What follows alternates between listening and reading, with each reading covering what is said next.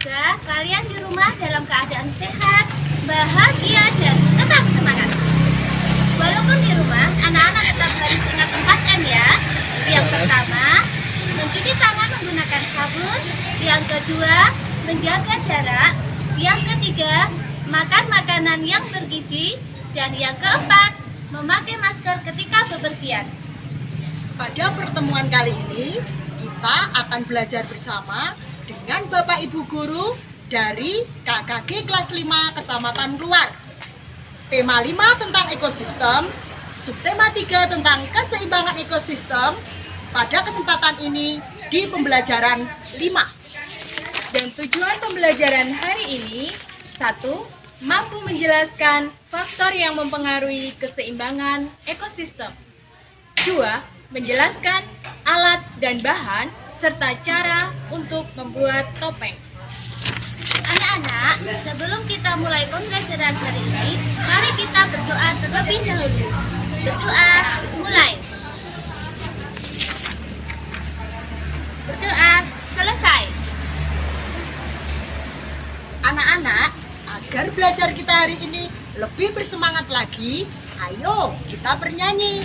Nah, lagu kali ini, lagu yang berjudul Lihat Kebunku, tapi oleh Bapak Ibu Guru diubah syairnya. Nah, anak-anak, ayo diikuti. 1, 2, 3. Mari belajar tentang ekosistem. Ada tumbuhan, juga banyak hewan. Setiap hari kita menjumpai hewan, tumbuhan, yuk kita sayangi. Mari belajar tentang ekosistem. Hutan, sungai, gunung, dan juga lautan. Semua itu ayo kita jaga, agar ekosistem seimbang semua.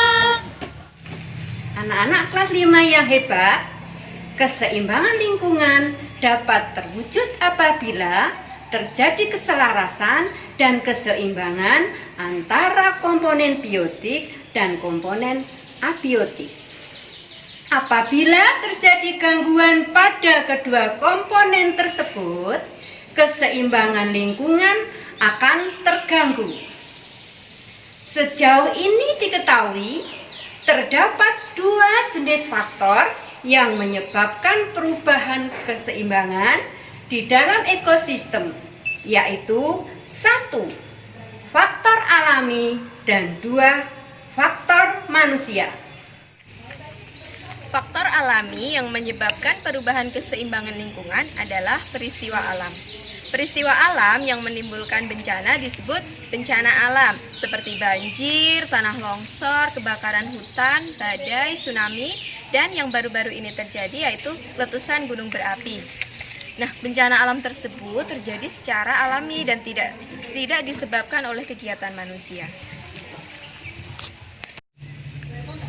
Faktor lain penyebab perubahan keseimbangan ekosistem adalah faktor manusia yang melakukan berbagai kegiatan untuk memenuhi kebutuhan hidupnya. Terdapat beberapa kegiatan manusia yang secara langsung mempengaruhi keseimbangan ekosistem. Kegiatan tersebut antara lain kegiatan penebangan pohon-pohon di hutan dan pembakaran hutan, perburuan hewan hutan yang tidak terkendali, termasuk memperjualbelikan hewan langka dan dilindungi. Kegiatan lain berupa pemakaian pupuk buatan yang berlebihan, kegiatan pembuangan sampah dan limbah secara sembarangan, serta beberapa kegiatan lainnya yang mencemari lingkungan. Penebangan pohon-pohon di hutan jelas akan merusak ekosistem hutan dan menghilangkan fungsi tumbuhan sebagai penahan air dan penghasil oksigen. Pembakaran hutan berakibat terbunuhnya berbagai jenis organisme hutan yang mempunyai peran untuk mempertahankan keseimbangan ekosistem. Demikian halnya dengan perburuan hewan hutan secara sembarangan serta penangkapan berbagai satwa langka yang dilindungi. Tindakan-tindakan ini berakibat pada terganggunya rantai makanan dan jaring-jaring makanan, serta punahnya beberapa jenis satwa. Kegiatan pertanian intensif yang menginginkan hasil panen dalam jumlah besar pada waktu yang singkat menyebabkan terjadinya pemakaian pupuk buatan secara berlebihan. Pada saat yang sama, pengendalian hama pun dilakukan dengan menggunakan zat-zat kimia yang berbahaya. Kedua kegiatan ini akan merusak tanah, tempat sumber makanan, dan tempat tinggal berbagai jenis organisme. Penggunaan insektisida buatan juga akan membunuh hewan-hewan selain hama yang memengaruhi keseimbangan ekosistem. Kegiatan lain manusia yang menimbulkan dampak sangat besar adalah kegiatan membuang sampah secara sembarangan. Kegiatan ini akan menimbulkan pencemaran lingkungan yang berakibat fatal bagi komponen-komponen ekosistem yang tinggal di dalamnya. Tidak hanya itu, berbagai jenis kegiatan manusia dapat menimbulkan pencemaran air, tanah, udara, dan bunyi. Semuanya menyebabkan terganggunya keseimbangan ekosistem. Anak-anak, sekarang kita belajar cara membuat topeng. Untuk bahan, alat, dan langkah-langkah pembuatannya kita simak bersama. Alat dan bahan yang digunakan dalam pembuatan topeng ini. Alatnya yaitu gunting atau cutter, terus spidol, terus ini ada baskom. Kemudian bahan yang digunakan adalah koran bekas, bola plastik, ini yang sudah dibelah bola plastik. Kemudian ada lem kertas, terus kertas yang polos, yang belum ditulisi itu kertas polos. Kemudian pewarnanya memakai cat air atau spidol. Nah, itu alat dan bahan yang digunakan dalam pembuatan topeng. Untuk selanjutnya, langkah-langkah pembuatan.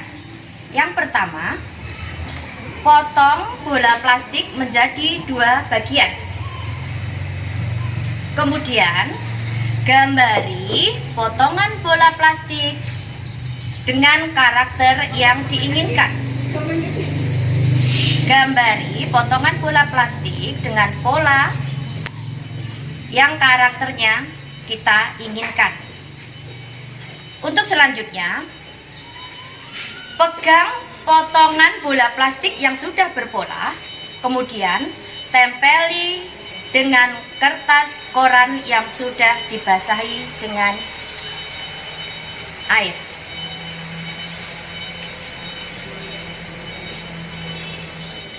Kita basahi kertas koran yang dipotong kecil-kecil tadi, kemudian kita tempelkan di potongan bola yang sudah berpola. Kita lakukan sampai potongan koran ini menutupi potongan bola yang sudah berpola ini. Untuk langkah yang ketiga, kertas koran yang sudah menutup pola diolesi dengan lem. Diolesi sampai rata. Kemudian kita ambil kertas koran yang kering ya. Terus kita tempel hingga rata ke permukaan topeng. Diulang-ulang sampai 10 kali biar ada ketebalan. Kalau ini kita anggap saja sudah 10 kali ya, sudah tebal. Terus kemudian yang terakhir kita ambil kertas polos. Kertas polos untuk menutupi topeng ini yang tadi yang ditempel kertas koran yang kering tadi. Terus kita tempeli kertas polos. Nih ya, hingga rata. Jangan sampai tidak rata, harus rata. Nih ya. Nah, sekarang jadilah topeng yang tadi yang koran sekarang menjadi polos ya. Selanjutnya langkah keempat yaitu jemur topeng di bawah terik matahari.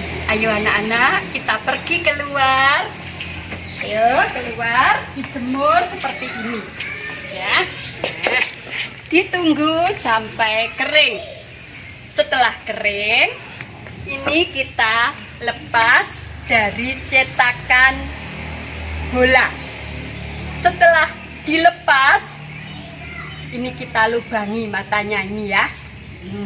Kemudian kita warnai dengan spidol atau dengan cat air biar kelihatan cantik ini topengnya. Anak-anak, berikut ini ada beberapa contoh topeng yang sudah jadi. Ada yang berkarakter lucu seperti ini. Ada yang berkarakter jahat. Ada juga yang berkarakter cantik. Anak-anak, kesimpulan dari pembelajaran hari ini adalah yang pertama, faktor yang mempengaruhi keseimbangan ekosistem meliputi faktor alami dan faktor kegiatan manusia.